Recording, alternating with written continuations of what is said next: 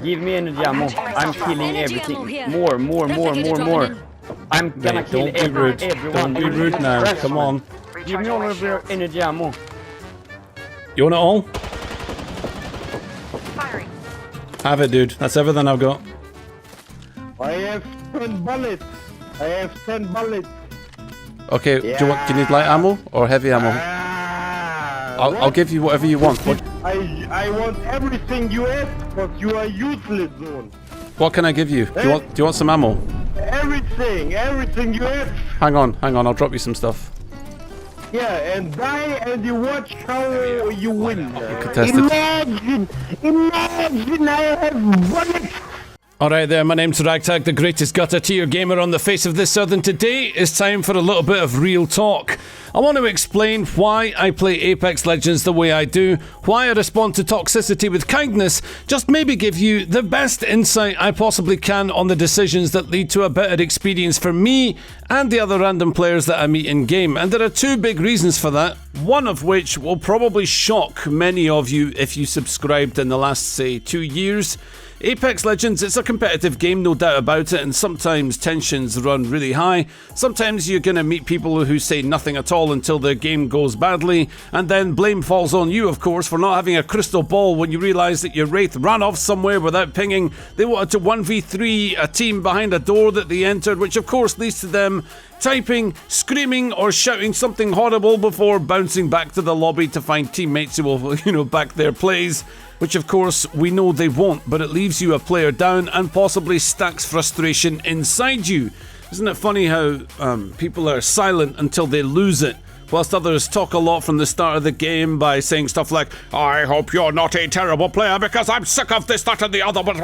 Yeah, well, I get the random experience all the time like many of you, and whilst you might think the reason I'm kind to toxic players is nothing more than a content strategy to get that YouTube money, I mean, well, every creator needs to make bank to call it their living. The real reason I'm as positive as I can be to other players is because I don't want anyone else to feel the way I feel. My real life, the one outside Apex, viewed through the lens of someone else, probably looks like a complete disaster. It wasn't always this way. 10 years ago I was a professional musician. I swerved slightly to serve the community a bit and do local teaching, and through the local community I learned that we were short on firefighters, so I swerved again and became one. I made that a massive part of my life, and almost 4 years ago we had huge wildfires and I was doing some of the longest shifts I'd ever worked, but all I could think of whilst working as hard as that was that this is the greatest job in the world, being a firefighter. But one day I woke up with double vision. I had an MRI and the scan showed that I am in fact what they had suspected, an idiot. No, but seriously, the scan was alright. However, the ophthalmologist, it's like an eye doctor, yeah, he found metal fragments in my eye and pulled them out. And we both thought it was odd that I didn't notice that they were in there, and it should have caused some kind of pain, which it didn't. Anyway, I thought that was the end of it, but it turned out that wasn't the end of it, and the double vision had stayed. And I dodged a bullet, by the way, when we realised that I'd had an MRI with those metal fragments still inside before the doc found it, but it was non-ferrous, which means it doesn't get ripped through the giant magnet. Anyway, yeah, so this double vision, it didn't get better, and then other things got worse. I had problems walking, my legs felt like they were made of stone, I couldn't drag them around, my energy levels died, my muscles involuntarily started spasming and twitching, and my speech started to slur, accidentally breathing in my food and stuff like that because the swallowing muscles got weak. So I got diagnosed with two conditions. One was called myasthenia gravis, which means grave muscle weakness, but my brain had also short-circuited around the time of the double vision, giving me something called functional neurological disorder. Basically, it just causes a myriad of issues, like I've described. Then my sensitivity to sound became pain in the brain. It's called hyperacusis. It's like where you hear sounds like super hearing, but in the worst way. Everything's 10 times louder, and high-pitched noises are maybe a lot worse.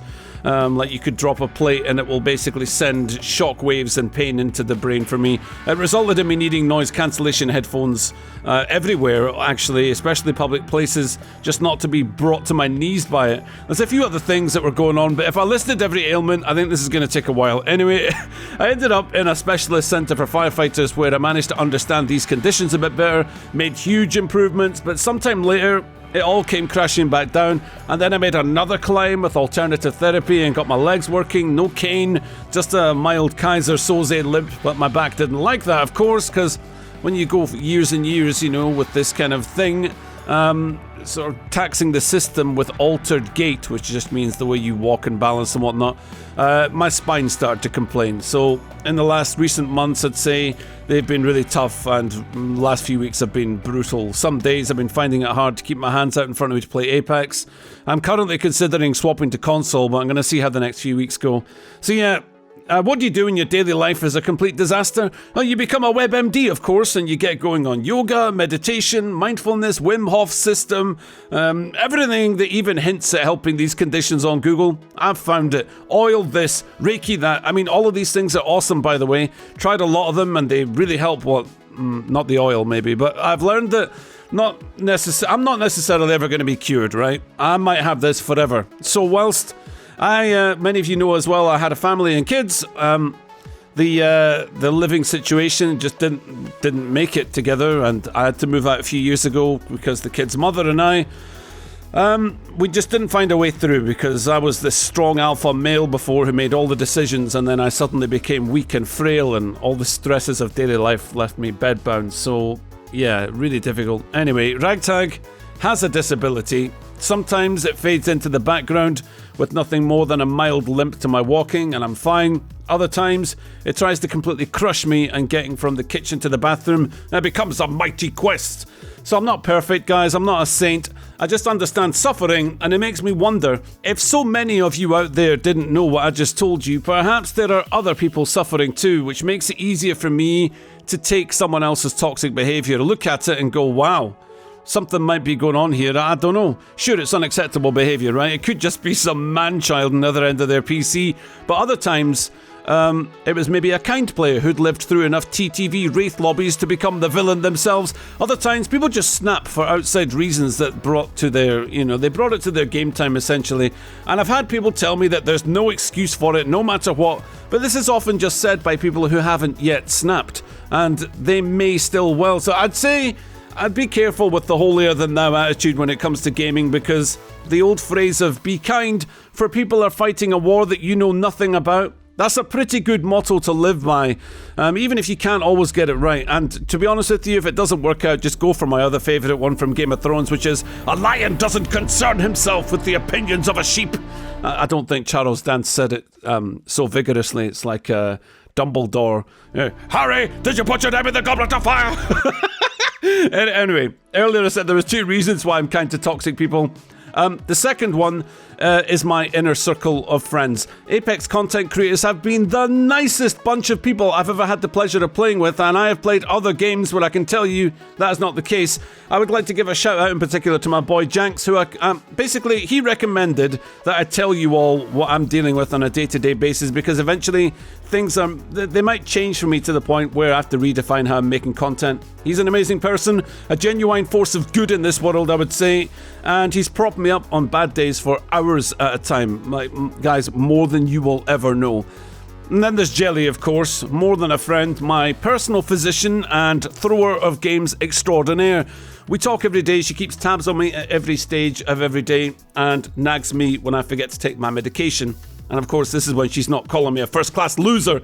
And of course, not forgetting to thank my beautiful mods who have propped me up many times as well, and also control some of the terrible stuff that people say on stream. Anyway, guys, there you have it. I'm kind to toxic players because I've had to learn to appreciate the stuff that we're all taking for granted. And if I decided to lash out or dump rage on someone, the chances are that I'll just feel worse physically, and I don't have the energy for that, to be honest with you. But I've made more friends out of toxic players than most people, because all I do is look past the words that they're saying and the disrespect that comes with it and wonder what is going on here. And to be honest with you, a lot of them are actually really, really nice human beings. So I think if more people did that, I think we'd have a beautiful world. Something I haven't really talked about is how I managed to stay positive for myself throughout all the stuff that's happened to me. I guess that's a topic for another time, guys, but I hope you enjoyed, or at least understand my POV now whenever you think, why is he being nice to that guy? Some of you might also be wondering if any of these conditions contribute to my terrible gameplay or the fact that I'm gutter tier. No, I just think I'm bad across across the board. I don't think it mattered if I had a perfect bill of health or not. All right, have a good one, guys. Catch you on the next one later.